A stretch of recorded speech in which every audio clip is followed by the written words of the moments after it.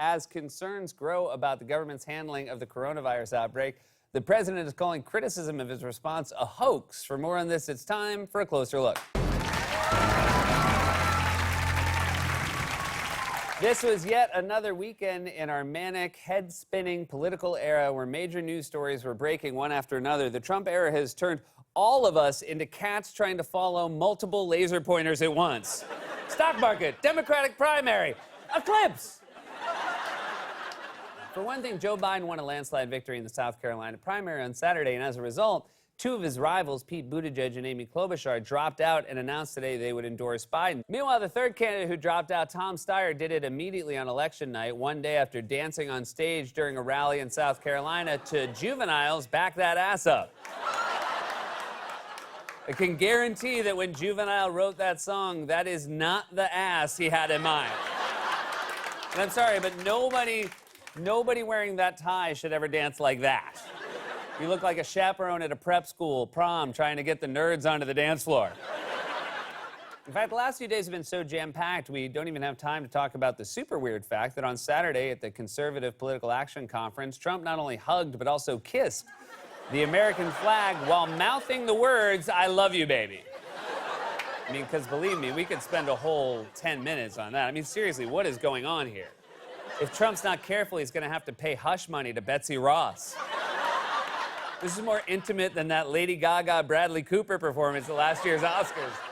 In fact, just to give you an idea of how much was happening this weekend, the president announced that he had negotiated a peace deal with the Taliban, and that wasn't even one of the top news stories. On Saturday, Trump held a press conference to update the nation on the coronavirus outbreak, but he started by trying to draw attention to the Taliban deal. And look, personally, I am in favor of any attempt to end our longest war and bring our troops home. It's something we should have done a long time ago, but it would be nice to have a president we could trust to coherently explain the details to us. And yet, even when he tried to start the press conference by talking about this Taliban deal, all Trump could do was ramble drowsily like he just woke up from an afternoon nap.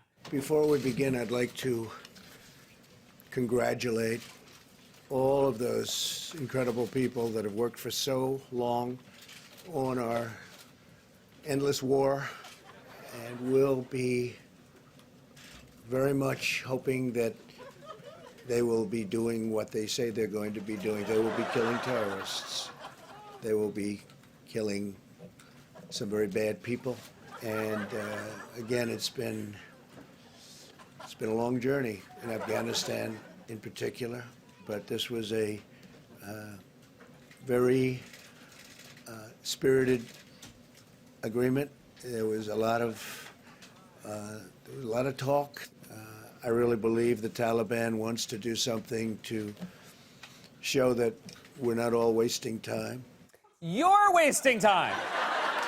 Just tell us what's in the deal. I honestly expected an award show orchestra to start playing him off. And we'll be very much.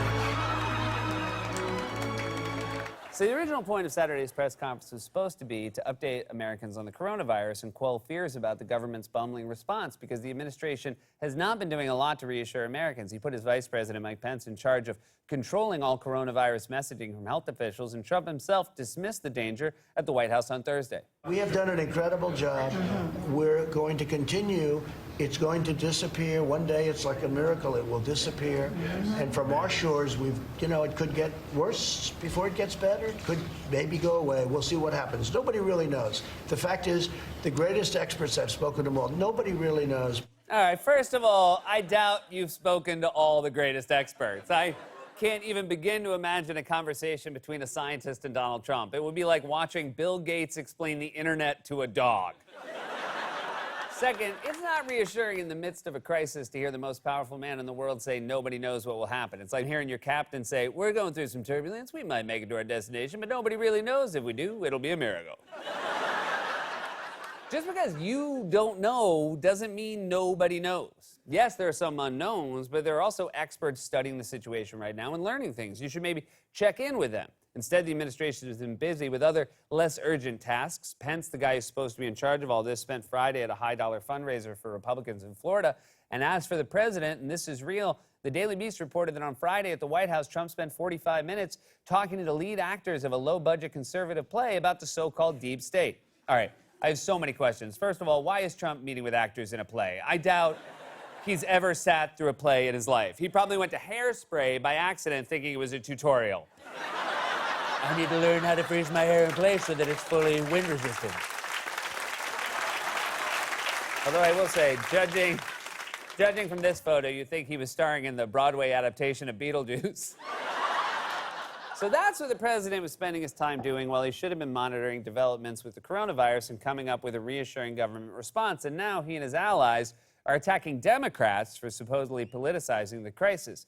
At this very moment, healthcare professionals are warning about the lack of widespread accurate testing, with one infectious disease expert calling it a national scandal. And yet Trump and his allies have been attacking Democrats in the media simply for pointing out these very real problems, with Trump himself even calling criticism of his response to the outbreak a hoax. They are now sadly politicizing and actually weaponizing an infectious disease in what is basically just the latest effort to bludgeon President Trump. It looks like the coronavirus being weaponized as yet another element to bring down Donald Trump. The reason you're saying so much attention to it today is that they think this is going to be what brings down the president. Now the Democrats are politicizing the coronavirus. You know that, right? Coronavirus. They tried the impeachment hoax, and this is their new hoax. A hoax? I think part of the problem here is that Trump only knows like 5 words, and hoax is one of them. His brain is like a Mad Lib with the same word written in for every sentence. So on Saturday, Trump tried to defend his handling of the crisis, and in doing so, he once again lied about the speed of his government's response. Since the early stages of the foreign outbreak, my administration has taken the most aggressive action in modern history to confront the spread of this disease. We moved very early. Experts now agree that the decision to move so quickly, despite a lot of opposition on that decision, was a wise one. It greatly slowed the spread of the virus to the United States. No, you didn't move quickly. For one thing, you never move quickly. You lumber around the White House lawn in circles like an only child on an Easter egg hunt by himself. Second, there's new evidence suggesting the virus may have been spreading for weeks, the problem worsened in part by the fact that we haven't had widespread national testing, which would make sense because when reports of the outbreak first began to make news around the world, this is how the president responded. The virus. They're working hard.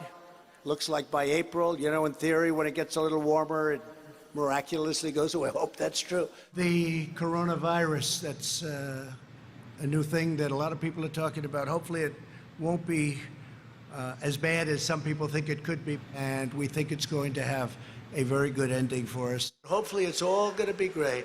Maybe there's something new, because for 2 days I haven't been seeing too much of that news. Now, the virus that we're talking about having to do, a lot of people think that goes away in April with the heat, as the heat comes in.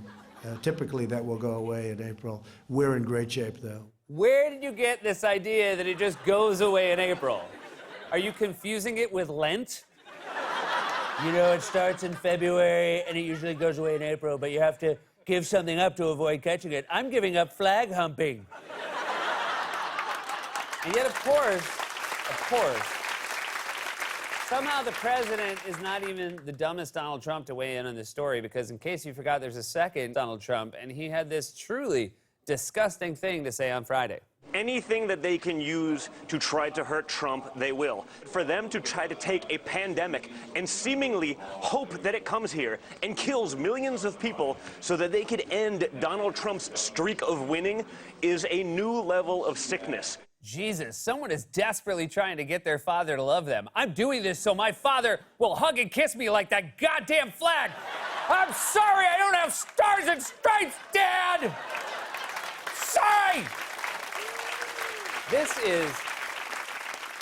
is the kind of crisis management situation where you want competent, apolitical people in charge. Instead, we have an administration that would rather spend its time raising money, meeting with the actors in a right-wing play, and cuddling with American flags. All we can do for now is stay calm and listen to the advice of healthcare professionals. And as for the Trump administration, just hope that It's going to disappear. One day, it's like a miracle. It will disappear.